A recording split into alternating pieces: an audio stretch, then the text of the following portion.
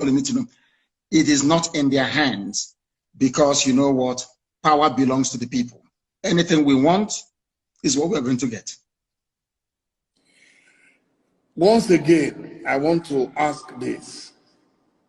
Do you think this dream is realizable without a war? And are you prepared to fight another war? This dream can be realized without a war.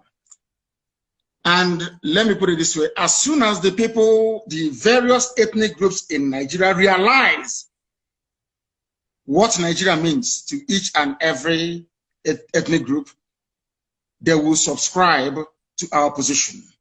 So it is realizable without a war.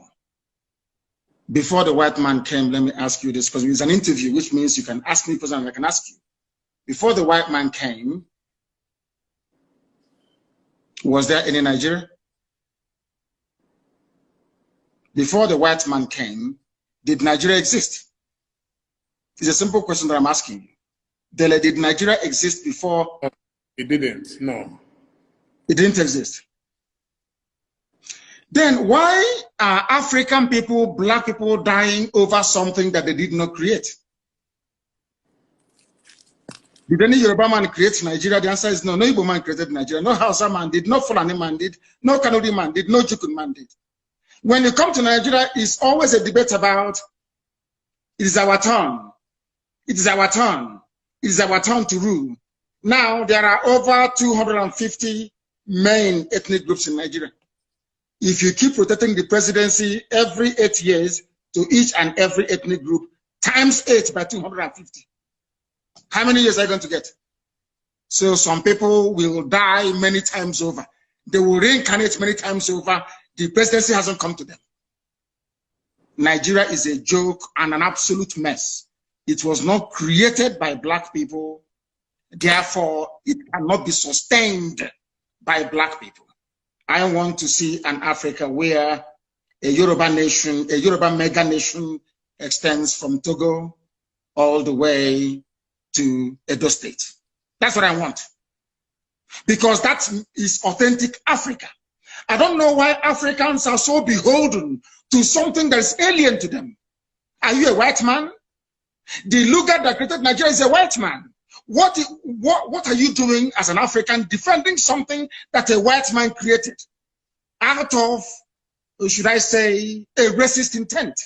Nigeria was an ordinary company, Royal Niger Company, an ordinary business venture that the British converted into a nation. And Africans are killing themselves, trying to maintain something that a white man created. Sometimes I wonder what type of God made African people. I don't understand it. And that is why you have this neo-colonialism.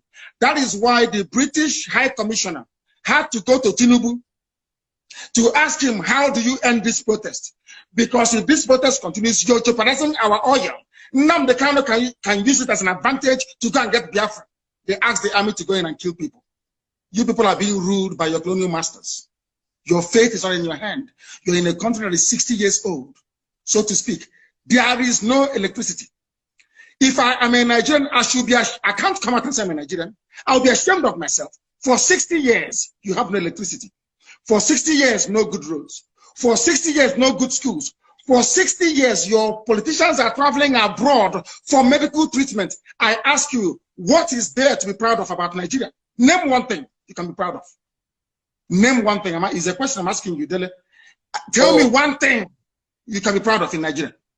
Nigerians are amongst the brightest people in the world, including the Igbo people, of which you are one. You're a very brilliant man. That is Nigeria in your DNA. I was born a Biafran, not a Nigerian. Nigeria is a historical mistake. Was there a birth certificate at that time that wrote Biafra on it? Of course, yes. You want me to show you? I will show it to you. I can email it to you. It's not here with me right now. I can email it to you. My person is Biafra. I don't mind.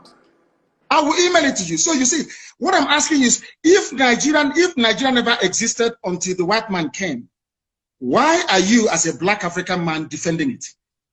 What's a white man created? Why? When you have Yorubas in Benin Republic, Yoruba is in Togo, they speak your language, they eat your food, they dress the same way you do, you have the same culture, the same value system, the same orientation. And I'm asking you, and the white man came from Europe and said, oh, you are Yoruba from Togo, you speak French. You're Yoruba from Benin Republic, you're going to speak French. But you, Dele, you're Yoruba from Nigeria, you speak English. Are people not perturbed by that? That level of dehumanization, that level of subjugation.